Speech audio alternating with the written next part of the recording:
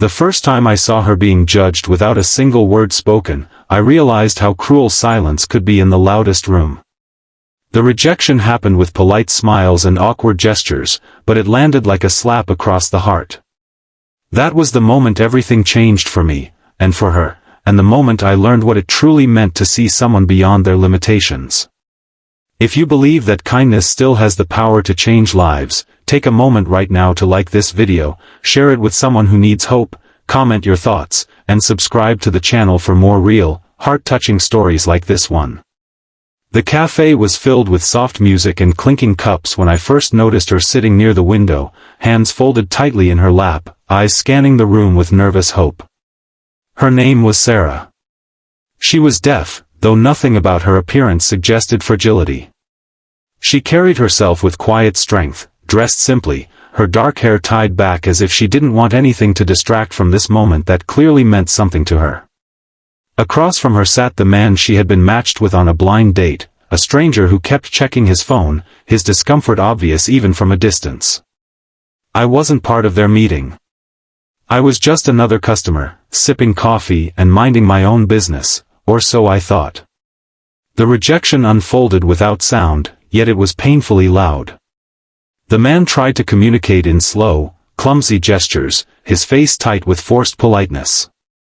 Sarah nodded quickly, her hopeful eyes dimming with each movement of his hands.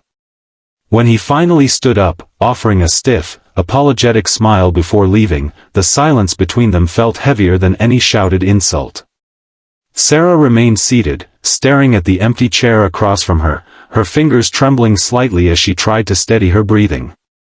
In that moment, she looked smaller than she was, as if the world had shrunk around her once again. I watched her sit there alone for several minutes, pretending to scroll on her phone while tears quietly gathered in her eyes. People passed by, unaware that a heart had just been quietly broken in their midst. Something inside me shifted. I had seen rejection before, but I had never seen it happen in such a gentle, invisible way. My instincts told me to stay out of it, but my conscience wouldn't allow me to walk away. I gathered my courage and approached her table, moving slowly so I wouldn't startle her. When she looked up and noticed me, surprise flickered across her face, followed by guarded uncertainty. Communicating wasn't easy at first.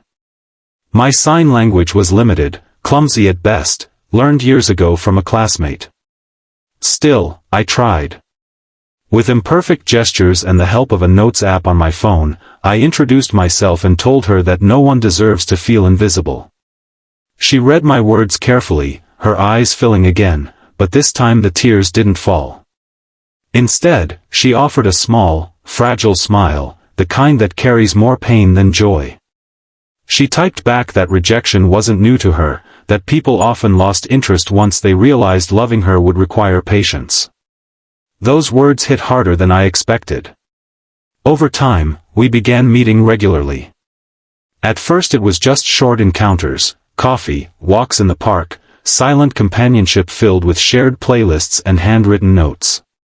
Sarah told me about growing up in a world that rarely slowed down for her, about teachers who underestimated her, friends who drifted away because communication took effort, and dates that ended the moment her deafness became inconvenient. Yet she never spoke of these things with bitterness. There was sadness, yes, but also resilience woven through every story. I started to see how strong she truly was, how bravery wasn't always loud or visible. As weeks turned into months, my admiration for her grew into something deeper. I noticed how she laughed with her whole body, how her eyes lit up when she felt understood, how she touched the world through vibrations and expressions rather than sound. Being with her taught me to listen in ways I never had before, to notice subtle shifts in emotion, to be patient with silence, to speak with intention. The world moved at a slower, more meaningful pace around her, and I began to wonder why I had ever rushed through life before. One evening, as we sat watching the sunset paint the sky in shades of gold and amber, she wrote to me about her fear of never being truly chosen. She feared that people liked the idea of her strength but not the reality of loving someone who lived differently. That was when the words escaped me, not as a grand confession but as a simple truth shaped by everything I had come to feel. I told her that she would make a different kind of wife, not lesser, not broken, but uniquely powerful, someone who would teach her partner to see life with honesty and depth. She stared at the screen, then at me, her chest rising with sharp, silent breaths. Tears finally fell, not from pain this time, but from being seen. Our relationship was not without challenges. There were misunderstandings, moments of frustration, days when the weight of the world pressed heavily against us both. There were rooms where people spoke around her as if she weren't present, strangers who pitied rather than respected her, and family members who quietly worried about the complications of our bond. But every obstacle only revealed the strength of Sarah's spirit and the depth of our connection. We fought for understanding the way others fought with words, and in that struggle, we grew unbreakable. The girl who once sat alone in a café after a silent rejection slowly transformed. Her confidence blossomed. She began to sign more boldly with strangers, to advocate for herself without apology, to believe that love did not require perfection, only sincerity. And I, in loving her, became someone better than I had ever been before. She didn't just change my life, she reshaped the way I saw humanity itself. Today, when I look back at that quiet afternoon in the cafe, I realize it was never about a blind date or a single act of rejection. It was about the countless times the world had told her she was too much work, too different, too silent to be loved easily. And it was about one simple moment when someone chose to stay instead of walk away. That choice grew into a lifeline, then into a love story neither of us expected but both desperately needed. If this story touched your heart even a little, if you felt the weight of her silence and the power of her strength, please take a moment to like the video, share it with someone who believes in second chances, and subscribe for more stories that remind us what it truly means to be human. Before the ending, I have one special request for you. Please comment below with a heart if you believe that everyone deserves to be chosen, no matter how different they may be. In the end, Sarah was never defined by what she couldn't hear.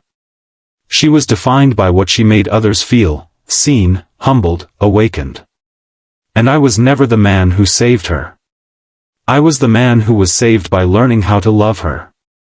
In a world so desperate for noise, she taught me that sometimes, the deepest love grows in silence.